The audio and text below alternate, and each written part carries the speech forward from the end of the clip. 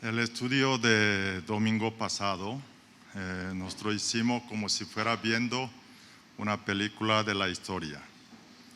Cuando visitó Rey Agripa con su hermana y amante Berenice al nuevo gobernador Festo, y después de varios días Festo cuenta ese asunto de Pablo y Rey Agripa y piden que quiere escuchar, quiere ver ese hombre Pablo.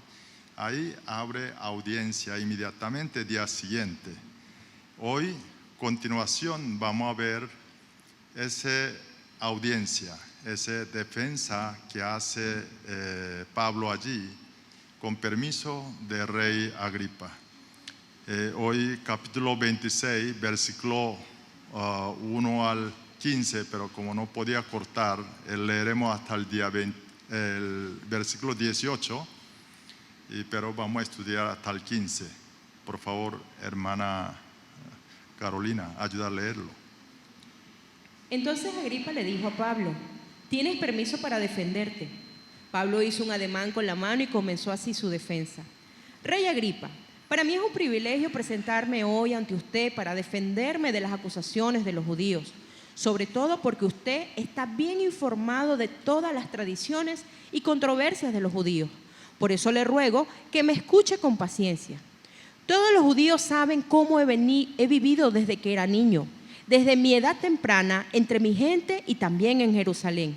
Ellos me conocen desde hace mucho tiempo y pueden atestiguar, si quieren, que viví como fariseo de acuerdo con la secta más estricta de nuestra religión.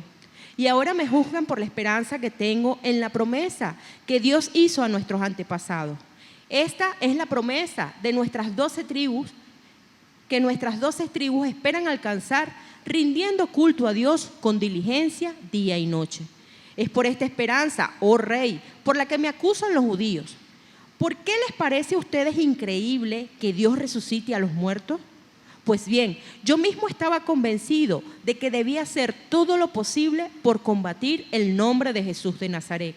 Esto es precisamente lo que hice en Jerusalén. Con la autoridad de los jefes de los sacerdotes, metí en la cárcel a muchos de los santos y cuando los mataban, yo manifestaba mi aprobación. Muchas veces anduve de sinagoga en sinagoga, castigándolos para obligarlos a blasfemar. Mi obsesión contra ellos me llevaba al extremo de perseguirlos incluso en ciudades del extranjero. En uno de esos viajes iba yo hacia Damasco con la autoridad y la comisión de los jefes de los sacerdotes. A eso del mediodía, oh Rey, mientras iba por el camino, vi una luz del cielo, más refulgente que el sol, que con su resplandor nos envolvió a mí y a mis acompañantes. Todos caímos al suelo y yo oí una voz que me decía en arameo: «Saulo, Saulo, ¿por qué me persigues? ¿Qué sacas con darte cabezazos contra la pared?». Entonces pregunté: «¿Quién eres, Señor?». «Yo soy Jesús a quien tú persigues», me contestó el Señor. «Ahora ponte en pie y escúchame. Me he aparecido a ti con el fin de designarte siervo y testigo de lo que has visto de mí y de lo que te voy a revelar. Te libraré de tu propio pueblo y de los gentiles. Te envío a esto para que les abra los ojos y se conviertan de las tinieblas a la luz y del poder de Satanás a Dios, a fin de que, por la fe en mí, reciban el perdón de los pecados y la herencia entre los santificados». Amén, amén. Primero voy a explicar eso, versículo 1 al 15. No es difícil, ya ustedes vieron cómo está desarrollando ese de defensa del Pablo.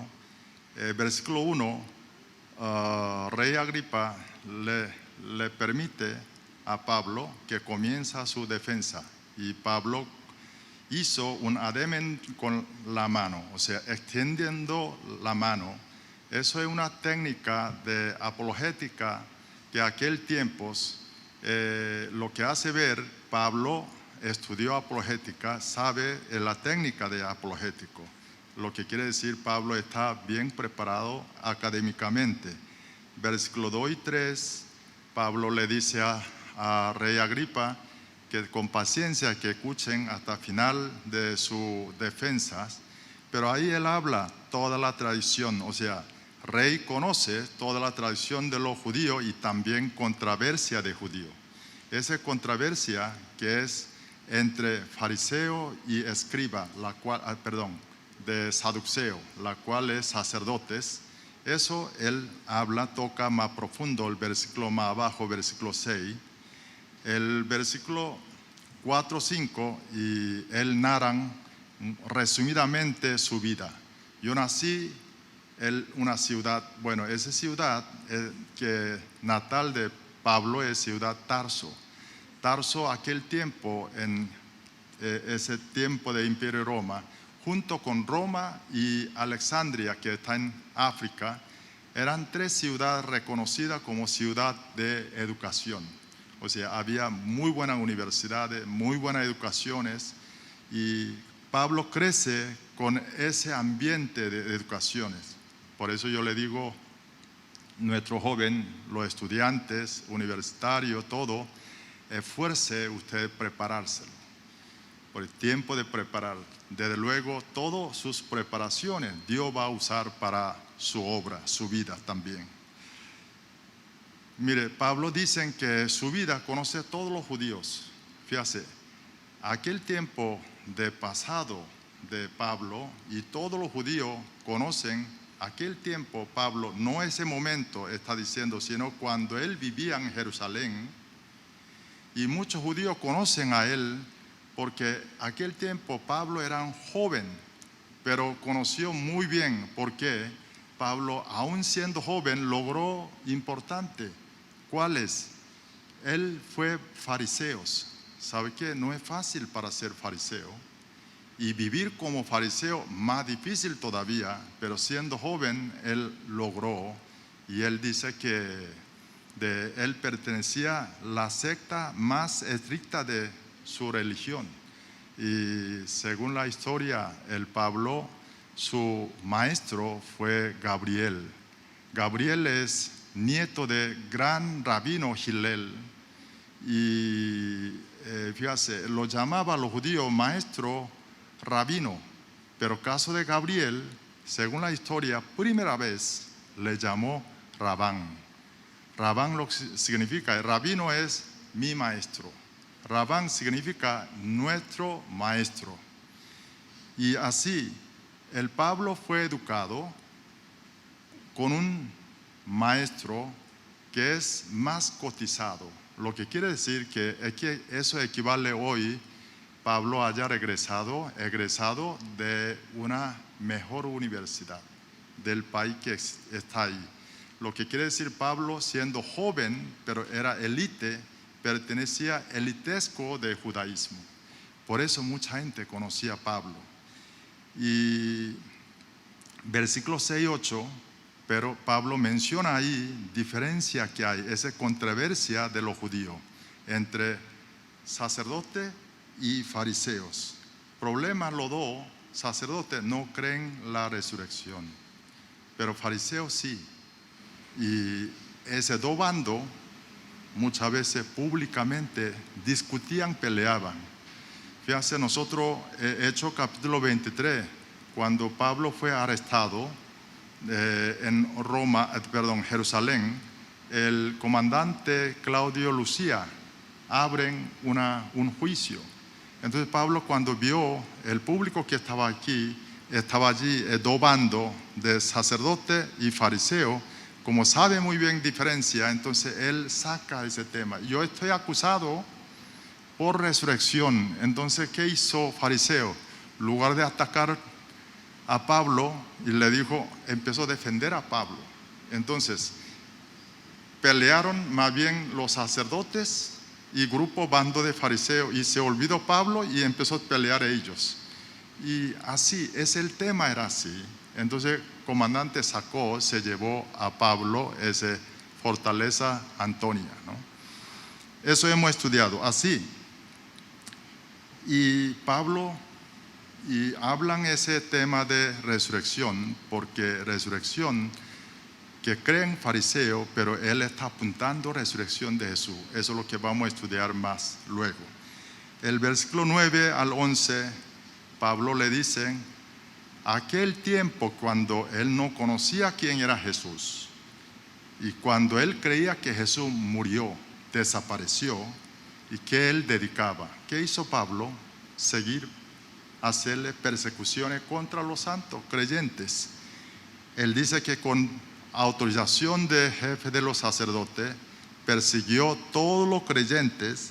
El versículo 10 dice que no solamente persiguió él, sino él participó matar a los cristianos. Nosotros hemos estudiado el libro Hechos capítulo 7, cuando Esteban, uno de los primeros 7 diáconos de iglesia primitiva Jerusalén, mueren por esa persecución. Y esa persecución, cuando Esteban convierte primero mártir de iglesia primitiva, quien dirigió esta fue Pablo. Aquel tiempo se llama Saulo. Y él, no solo de allí, él dice que el versículo, aquel tiempo, el versículo 11, dice que de sinagoga en sinagoga. ¿Sabe por qué él andaba sinagoga a sinagoga? Porque todos los primeros cristianos estaban en sinagoga, eran los judíos convertidos. Relación nosotros, judaísmo cristiano, es muy cerca, muy cerca. La diferencia es de Jesús. Y Pablo le dice a rey Agripa, aún no es suficiente, por su obsesión, él salía hasta ciudades extranjeras para buscar ese creyente, hacerle persecuciones. Luego continúa el versículo 12, pero fíjate, hasta ahí lo que hizo Pablo. Cualquier persona que estaba acusando contra Pablo, mayoría no hizo lo que había hecho Pablo, atacar contra el cristianismo.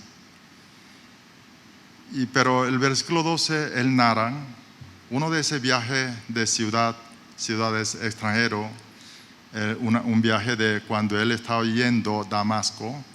Él experimenta un suceso que es inexplicable, increíble, y donde él transforma. Y eso no es lo que él quiso, sino obra de Dios. Porque el día, pleno el día, sol brillante, vino una luz todavía más fuerte que sol a él y ese grupo, comisión que estaba yendo a Damasco. Todo el mundo cayeron en el piso por ese alumbramiento, ese de fuerte luz. Y Pablo ahí escuchan un sonido de arameo. Arameo es un dialecto de hebreo. Y dicen, Saulo, Saulo, ¿por qué me persigues? Y luego dicen, ¿qué sacas con darte cabezazo contra la pared? Bueno, Reina Valera dice, duras cosas de dar cosas contra aguijón. Mira, lo que tú estás haciendo no va a resultar. Está hiriéndote mismo. Y Pablo sorprende el versículo 15, dice, ¿quién es Señor? Le pregunta. Y sonido, o sea, respuesta que vino, dice, yo soy Jesús a quien tú persigues. Cuando Pablo escucha esto, produce un terremoto su interior, su alma y su espíritu. Porque él creía que Jesús murió y ya no existe, pero Jesús está vivo. El otro es, ese Jesús era Mesías, era Dios. Cuando es un momento de Pablo, apóstol Pablo, encuentra personalmente a Jesucristo. Fíjate, lo que ocurrió esto da credibilidad, porque un Pablo tan como persecutor contra el cristianismo, para poder transformar completo como un predicador ese mismo evangelio, no es fácil, no podemos explicar humanamente ese cambio. Por eso Pablo dicen que lo que él experimentó ese camino de Damasco, está diciendo Rey Agripa y toda la personalidad que estaba en esa audiencia.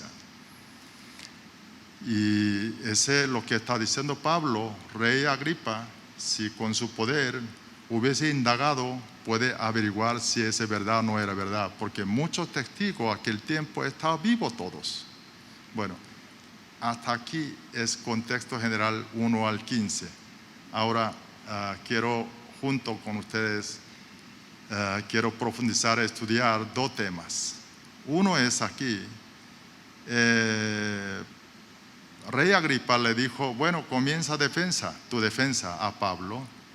Pablo comienza defensa, pero como vemos, ese no era defensa, sino una predicación. Él aprovechó, está predicando al rey, a todas las personas que estaban ahí. Así que quiero estudiar qué es la predicación, predicar en la palabra. El otro es ese tema polémica. Un tema se llama resurrección. El primero es el tema de predicar evangelio. ¿Por qué debemos predicar? ¿Y por qué no lo predicamos nosotros? ¿Por qué es difícil predicar? Y viendo el Pablo y cómo debemos predicar. Aprenderle eso y desde hoy para nosotros poder predicar esa palabra. Mire, primero la razón de que nosotros debemos predicar son dos. Primero, Dios quiere. Eso uno de lo más agrada a Dios. La razón es Dios que envió a Jesucristo al mundo es para salvar. No solamente salvar a mí, sino todos nosotros, todos los hombres. Nosotros sabemos ese de parábola de Lucas capítulo 15, donde Jesús habla tres parábolas, uno de 100 ovejas, una oveja perdido, dracma y otro famoso hijo pródigo. ¿Qué es lo que Jesús está enseñando a través de esa parábola? Una oveja perdida, sin embargo, aquella pastor, Dios sale a buscar y está diciendo cómo Dios busca una alma perdida. Por eso nosotros debemos prestar atención a predicar. Y ese famoso parábola de hijo pródigo, Jesús no termina hijo pródigo, sino habla hijo mayor. ¿Por qué? Porque ese es mi hijo mayor que se olvidó su hermano que se fue de la casa, se quedó con su papá. Jesús está diciendo, nosotros no seamos como ese hijo mayor, que se queden dentro de la iglesia, comodidades, sintiendo solamente salvación, disfrutando de esa salvación uno mismo, sino que salgamos a buscar ese hijo perdido, o sea, hermano perdido que están montones de fuera de las iglesias. Fíjate, Jesús antes de ascender, Él nos da una orden, eso nosotros llamamos gran comisión, la cual está en Mateo capítulo 28, versículo 19, que dice, id a hacer discípulos, bautizando en el nombre de Padre, del Hijo, del Espíritu Santo. Aquí, versión de Nueva Versión Internacional, dicen, vayan, hagan discípulos. Jesús nos dijo, esperen, sino vayan, tenemos que salir. Volviendo a pensar ese Lucas capítulo 15, hijo pródigo, cuando ese hijo pródigo empezó a regresar a la casa, cuando padre lo vio de lejos, aunque lejos de la casa, ¿qué hizo padre? Salió corriendo para buscar su hijo, recibir su hijo. ¿Qué es lo que está diciendo Jesús a nosotros? Es que nosotros así debemos salir corriendo, predicar las palabras. El segundo razón por qué tenemos que predicar es porque evangelio no es para bien de uno, sino evangelio es para bien de todos. Mire, cuando nuestra atención, enfoque está mi bien y mi familia bien, entonces yo quiero advertir a ustedes, usted quizá no sabe el significado de ser cristiano. Usted no sabe voluntad de Dios. Cuidado, usted puede estar siguiendo como una idolatría, se llama cristianos. Y ojo, puede caerle hasta como una superstición, porque el cristiano no es para bien de uno. ¿Sabe que aquí hay fundamentalmente diferencia entre toda la religión que existe en el mundo, el cristianismo? Mire, cuando yo era budista, yo practicaba budismo para mi bien y bien de mi familia. Lógicamente, el budismo también le dice hay que hacer buena obra, ayudar a otras personas. Y lo hacía, pero igual para mí. Hacía esa obra para mí. Pero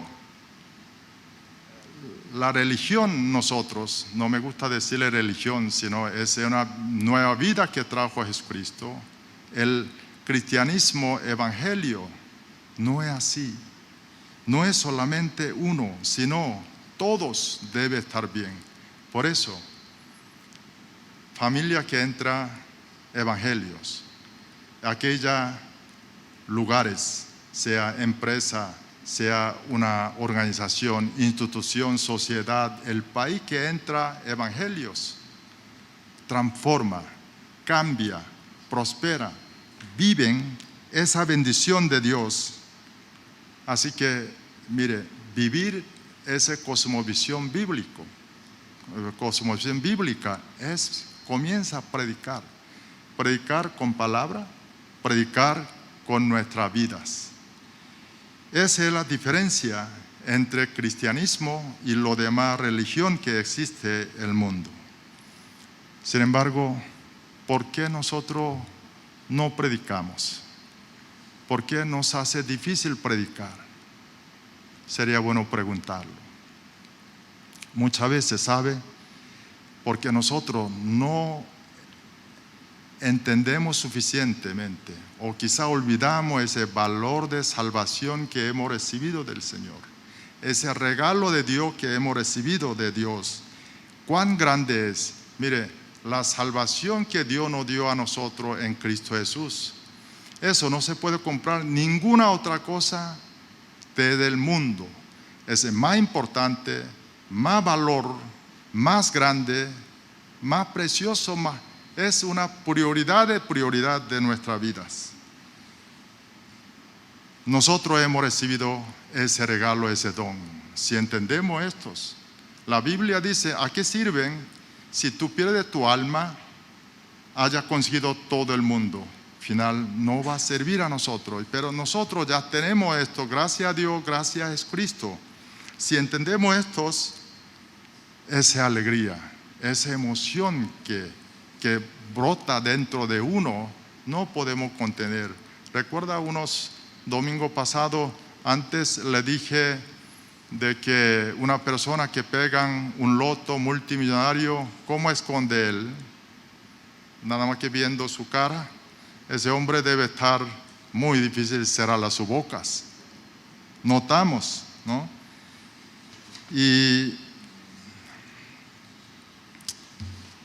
nosotros, si entendemos esa importancia de esa salvación, lo que ha significado es que siempre podemos estar alegres. Mire, los padres, cuando nuestro hijo logra algo de escuela, recibe premio, una nota buena y tiene coquilla en la boca, difícil aguantar, busca cualquier chance, no importa, fuera de contexto ambiente, y le dice, mire, mi hijo lo hizo tal cosas, por una nota, un premio. Y lo que tenemos nosotros es salvación. Entonces, ¿por qué no sentimos esa coquilla en nuestras bocas? Por eso Jesús dijo, si nosotros callaba, aquella piedra va a empezar a gritar. Gritar esa alegría, gritar de ese evangelio. Lo que nosotros realmente no predicamos porque no sabemos valor de salvación suficientemente. Ahora vemos cómo entonces debemos predicar. Viendo Pablo, alguien puede pensar, Pablo puede ser muy buen orador, tiene talento de hablar y estudió mucho. Sí, Pablo sí estudió mucho, pero hoy quiero buscar dos partes de la Biblia. ¿Qué problema tuvo Pablo? ¿Cuál fue su limitación? Para ver a ver si nuestras excusas sirven y dejar de nuestra excusa viendo los problemas de Pablo y limitación de Pablo. Vamos a buscar el segundo libro de Corintios, capítulo 10, versículo 9 al 10. Leemos. No quiero dar la impresión de que trato de asustarlos con mis cartas, pues algunos dicen, sus cartas son duras y fuertes, pero él en persona no impresiona a nadie y como orador es un fracaso. Mire, ahí dicen, Pablo está escribiendo carta a la iglesia de Corintio. Miembro de Corintio estaba hablando alguna opinión sobre Pablo. Y ellos decían, la carta de Pablo escrito es muy bien, fuerte, claro. Pero su apariencia no impresiona nada. O sea, Pablo no es una persona hermosa, no es buen mozo, ¿okay? Su apariencia no impresiona nada. Bueno, ahí sí yo siento mejor, ¿okay? Ahora, pero fíjate lo que dice, como orador un fracaso.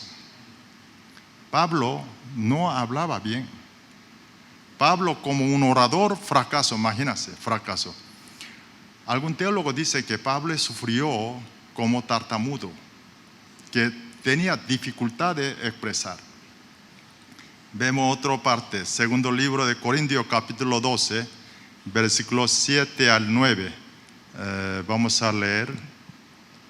Para evitar que me volviera presumido por estas sublimes revelaciones, una espina me fue clavada en el cuerpo, es decir, un mensajero de Satanás para que me atormentara.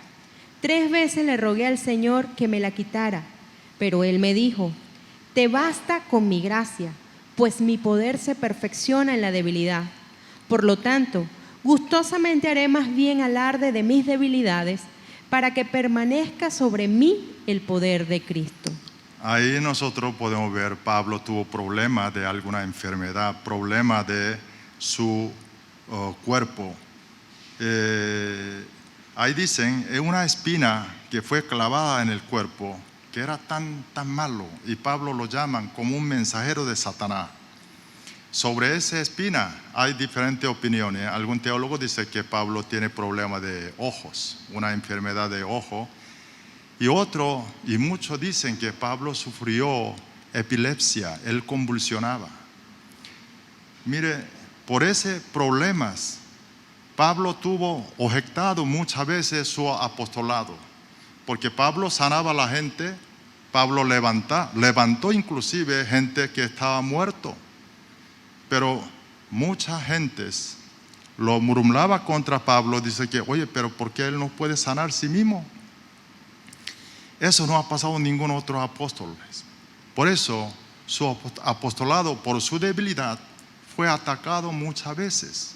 O sea, Pablo, aquí viendo 2 versículos, 2 partes, viendo al Pablo no es buen mozo, y Pablo no tenía talento de hablar, y tiene problema terrible, esa debilidad, esa enfermedad físicamente. Sin embargo, eso no fue excusa de Pablo, sino Pablo dedicó su vida todos para predicar evangelios y misiones. Porque Pablo sabía el valor de salvación que hay en Cristo Jesús.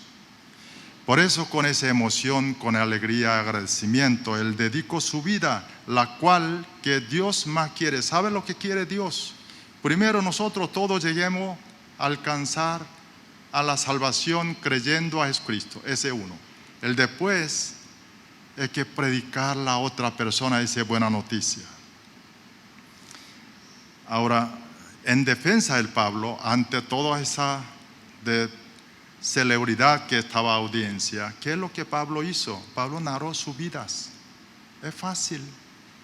¿Por qué le digo fácil? Eso es lo que hacemos nosotros todos los días.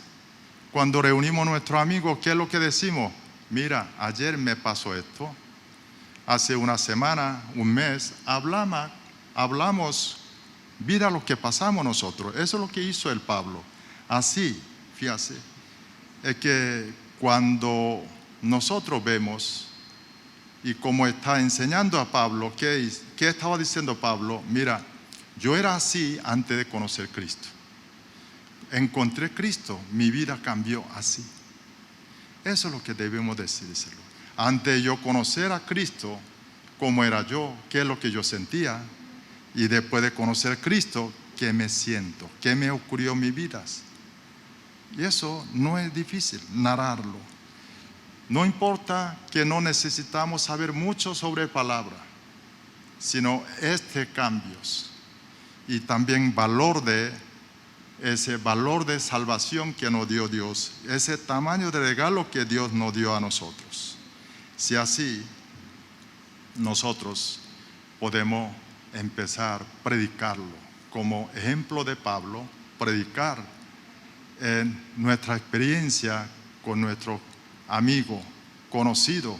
Espero que aquí al próximo domingo que hagamos 1 o 2 veces practicarlo, esa predicación, evangelizar a otra persona. El segundo tema, lo que quiero estudiar hoy es sobre resurrección. ¿Por qué sacerdotes no creían resurrección diferente que fariseos? El otro, ¿por qué nosotros es importante tener esa convicción de la resurrección? Saduceo, los sacerdotes no creían la resurrección porque ellos solamente reconocían Biblia, Pentateuco de Moisés, solamente 5 primeros libros de Antiguo Testamento, Génesis, de Éxodo, Levítico, Número y Deuteronomio. Solamente esos 5 libros ellos reconocieron como Biblia.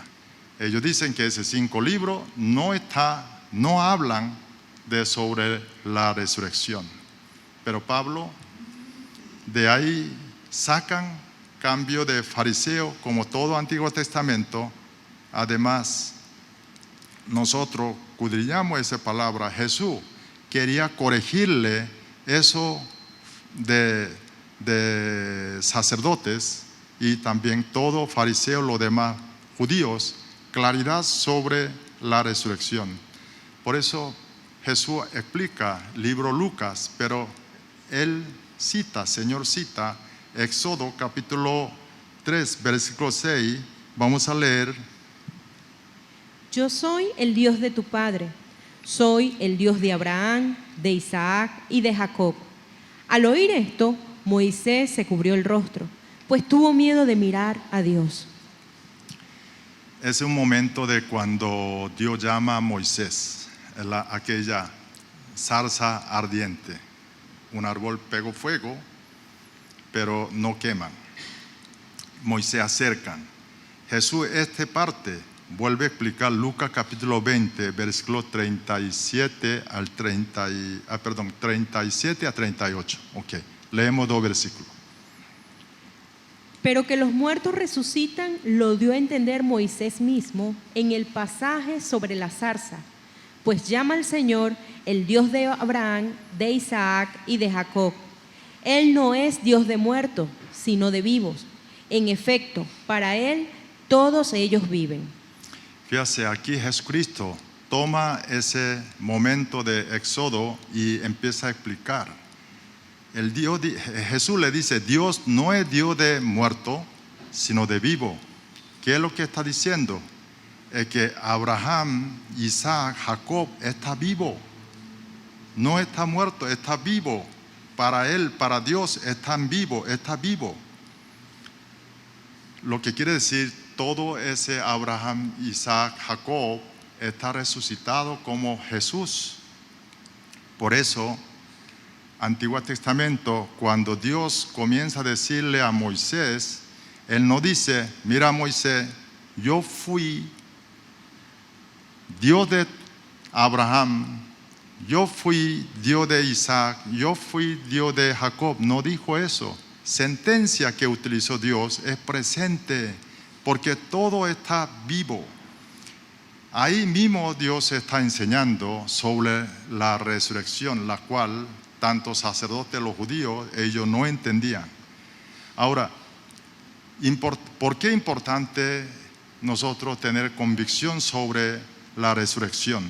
Porque con resurrección completa nuestra salvación.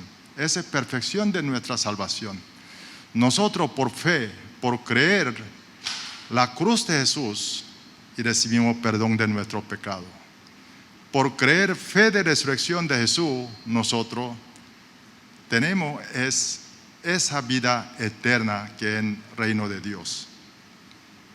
Mire, además, cuando tenemos ese seguro de resurrección, nosotros podemos ser libres de aquel miedo fundamental. Ser hombre es la muerte. ¿Sabe por qué nacieron muchas religiones? Existe mucha religión a nivel mundial para resolver, buscar de ese problema fundamental del hombre que se llama muerte. Toda religión realmente fue inventada por estos. Cuando yo era budista, cuando estudié budismo, el Buda, cuando empezó a salir, buscar la verdad. Pero aquel tiempo Buda dejó mucha enseñanza, pero no habló vida después de esas vidas. Para convertir budismo como religión necesitaba una respuesta sobre la muerte, y por eso ellos más adelante tomaron teoría de encarnación para convertir como una religión. Así está toda la religión del mundo buscando una solución de la muerte. Ahora nosotros vimos a Jesús, murió, dejó una evidencia de tumba vacía. ¿Por qué? Porque Jesús resucitó. Es diferente con los demás inventores de las religiones. Mire, eso Jesús nos dio a nosotros, de la cruz y la resurrección, que nos dio a nosotros. Nosotros como Abraham, Isaac, Jacob, Pablo, que nosotros somos vivos, no moriremos, vivos delante de Dios. Mire qué noticia tan tremenda. No sentimos esa emoción y esa alegría. No permitimos más engaño a la Satanás y de ese mundo. Por esa fe de resurrección, nosotros siempre podemos decirle gracias a Dios, ese gozos, vivir como hijo de Dios. Resumiendo lo que estudiamos hoy vimos por qué tenemos que predicar, y sin embargo, por qué tenemos esa dificultad de predicar, pero aprendimos de ejemplo de Pablo cómo predicar, narrar nuestras vidas. Y repito, y vamos a practicar desde hoy y hasta el próximo domingo, mínimo 1 a 2 veces. Aprendimos lo que significa de la resurrección. Quiero que en nombre de Jesús todos nosotros tengamos esa emoción, esa seguridad de resurrección. Sea así, y esa misión de nuestra iglesia de este año, estén siempre alegres, orar sin cesar, darle gracias a Dios en toda la situación. No es difícil, si es posible. Así viviremos. Dios le bendiga a todos.